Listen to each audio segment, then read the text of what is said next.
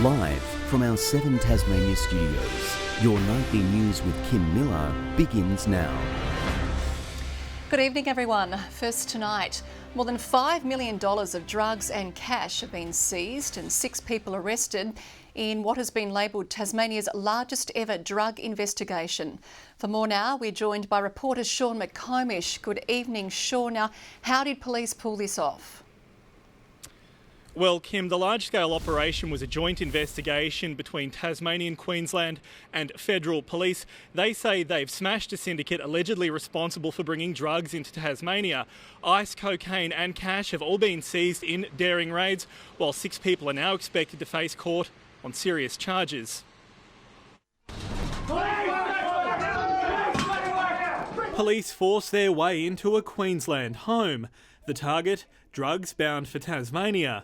Suspects are cuffed in a matter of minutes. I'll be, mate. I'll lift you up. The home, one of several raided in a long and complex investigation. And this is the total haul. Nearly 4 kilos of ice, 7 in cocaine, all of it worth at least $4 million. $1.5 million in cash and crime proceeds also in the hands of authorities. 6 people have been arrested and charged with serious offences. It's been hailed the largest ever drug investigation in Tasmania's history. It's a great outcome for young and old Tasmanians today, and every family in Tasmania is now safer because of this outcome. Other details on the operation are scarce. Tasmania Police did not front the media today. It says the victory is the result of a new crime and intelligence command, Operation Carnegie, established in Hobart last year to tackle increasingly clever criminals. Tasmania might be winning the war on drug crime, but we're losing the fight to save those it damages. No, we're not winning. We're not winning at all. Methylamphetamine accounts for 30% of treatment demand at counselling service HOLYOAKE, and it's expected to grow worse. It's going up and up and up and up. Every month when I do the statistics, there's an increase in crystal meth. It's incredibly prevalent out there. Even with ice off the streets, Sarah CHARLTON's fear is that people will simply turn to other substances. She argues the answer lies in mental health, not just arrests. Sean McComish, 7 Tasmania News. Tasmania will establish a permanent trade presence in Japan amid ongoing tensions with China. The appointment is part of a wider plan to avoid having all of our eggs in one basket, with China maintaining a tight leash over our exports. When it comes to catch of the day, the Tasmanian Oyster Company knows its product has Japan salivating. Hate to say, but the world is our oyster when it comes to export. Top shelf seafood like this is highly sought after in Japan, a country which gobbles up nearly $250 million of Tasmania's exports each year. We've got one particular customer that we deal with over there where we do a full 40-foot shipping container worth of sashimi grade product to them. So that's basically a product that's good to be eaten raw. Hungry for more, the state government has now signed a special trade advocate, Joe Gayton, who was already based in Tokyo. To diversify our markets and to grow our markets. Diluting the state's reliance on China, our biggest trading partner, while rekindling a reliable relationship. Japan has been here for so many years. A connection which comes natural, just how the Japanese ambassador likes his oysters. Nothing is better than eating it raw. Tom Johnson, 7 Tasmania News. The timeline for rock removal work at Paradise Gorge has blown out, with the Tasman Highway set to be closed for another 5 weeks. Many businesses are reporting huge losses, forcing the state government to step in with a support package. Work continues removing boulders at Paradise Gorge near ORFORD. But today came a rude shock for those awaiting the Tasman Highway's reopening, now pushed back to mid-July. We understand this is a significant inconvenience and detriment to businesses and people on the East Coast. We're doing everything we possibly can to get through the works as quickly as we can. There does remain a number of challenging logistical issues for the expert team that has been assembled to continue to remove the dangerous rocks.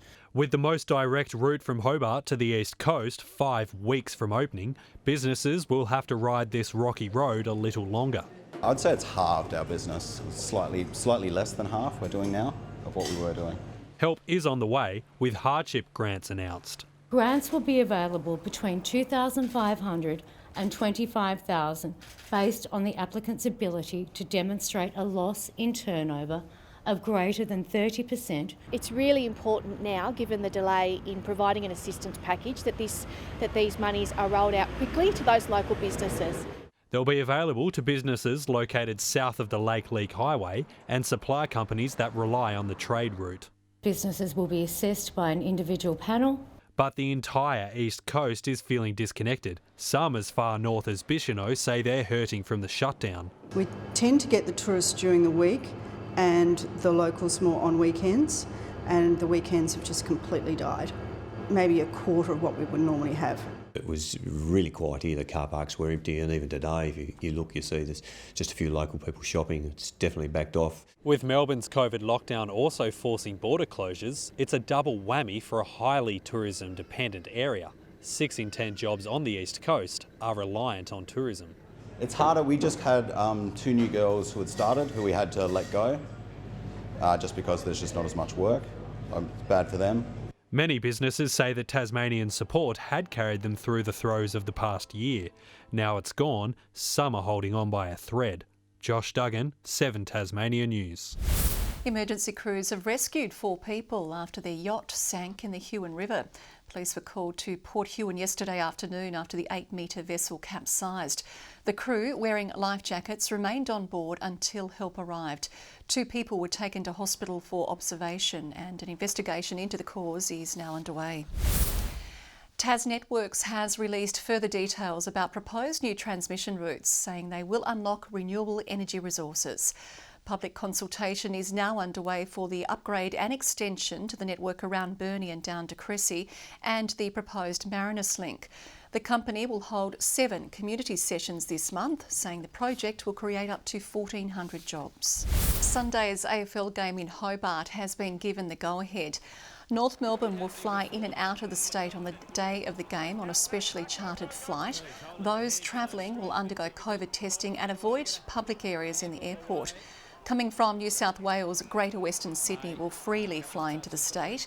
Fans are asked to allow ground staff to collect the ball where practical. Hospitality workers say they're exhausted and burnt out, inundated with an influx of both tourists and locals. A new mental health program has been unveiled to help those struggling with the scars of a tumultuous 18 months. From out of work to exhausted, hospitality workers facing a new challenge since the COVID shutdown, having too much on their plate.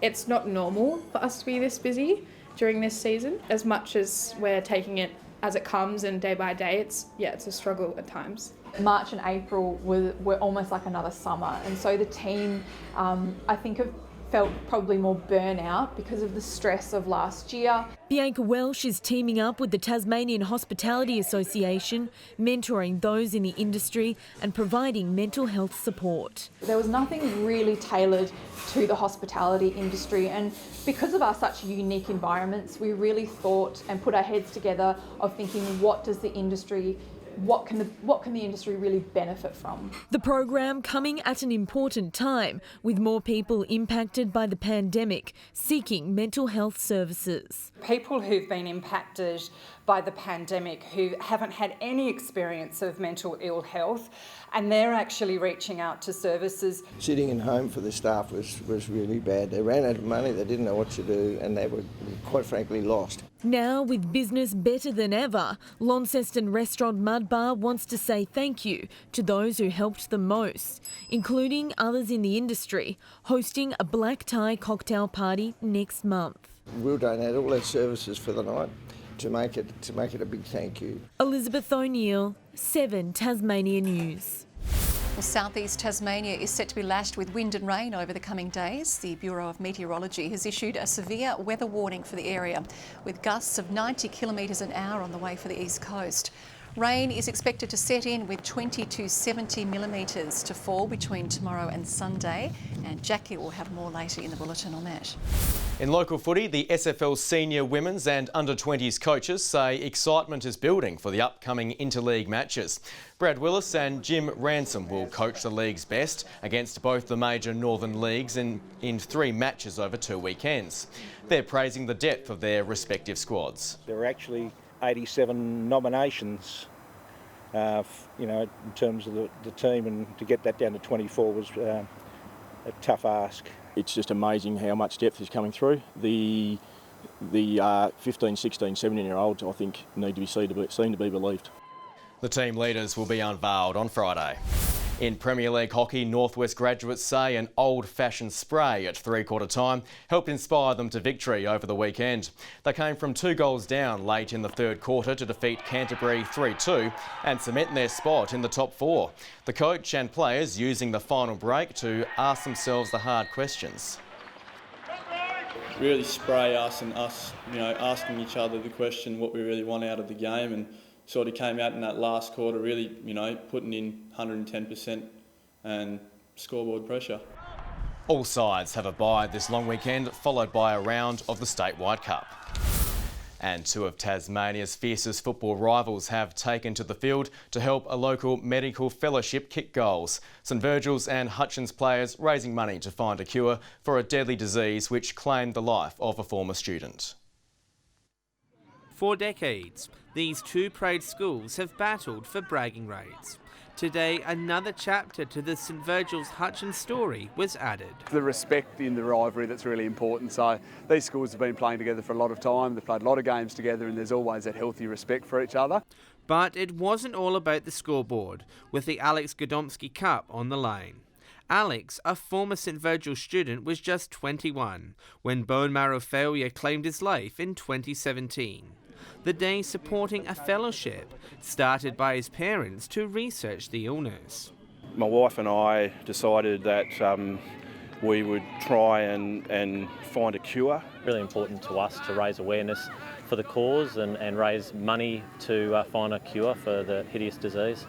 Now in its 4th year, younger teams took to the field for the first time, all well aware of the occasion's importance. They tell us about it at school, and obviously him and all of his brothers have come through St Virgil's. It's just up to us to try and do as much as we can to help other people in the same situation. Funds were raised on the sidelines, but on the field, Alex was front of mind. Definitely courage would be the main one, just how courageous he was. You never know when your time is up, and young guys, young girls, all young people need to seize the moment. John Hunt, 7 Tasmania News. Good evening. 16 in Hobart today, Launceston 12 Devonport reaching a high of 11 and 10 in Burnie. 17 was the state's top at Friendly Beaches, Smithton and Strawn 11 and 12 at Low Head. On the close-up shows extensive cloud about the north and west of Tasmania. Further out, a massive cold cloud is seen moving over South Australia with high cloud over areas of the mainland. Tomorrow, a high over the Bight extends a ridge south of Tasmania while a cold front approaches WA. East to south easterly winds tomorrow 10 to 15 knots, swells up to 4 metres in the west and south and up to 1.5 metres in the north. A severe weather warning for damaging winds is current for parts of the central north, northeast, east coast and central plateau districts. A gale warning for western, northern and northeastern coastal waters and a strong wind warning for all remaining coastal waters. A flood watch warning is also current for the North Esk River Basin. Tomorrow's forecast now: Hobart 13, showers across Geeveston and Bothwell. In the north 15 at Launceston, becoming windy about Devonport and Cressy. Burnie tomorrow, mostly sunny, Strawn 13, morning showers expected at Kerry. St Helens 15 and showers and wind across Swansea and Orford. Looking ahead to the 3-day forecast: Thursday, showers about the east, southeast and central areas. Friday, east to southeasterly winds across the state. And Saturday, showers about the east, southeast and central areas. Capital cities 18 and showers in Perth tomorrow. Rain at times in Sydney and partly cloudy at Cairns. And currently Hobart cloudy and 10, Launceston 9 and Devonport showers and 9. That's all for weather tonight, Kim. And that is your news for now. Thanks for joining us. If you're out and about, please take care with that rain on the hitting the east coast over the next few hours and so on. On behalf of the team, good night.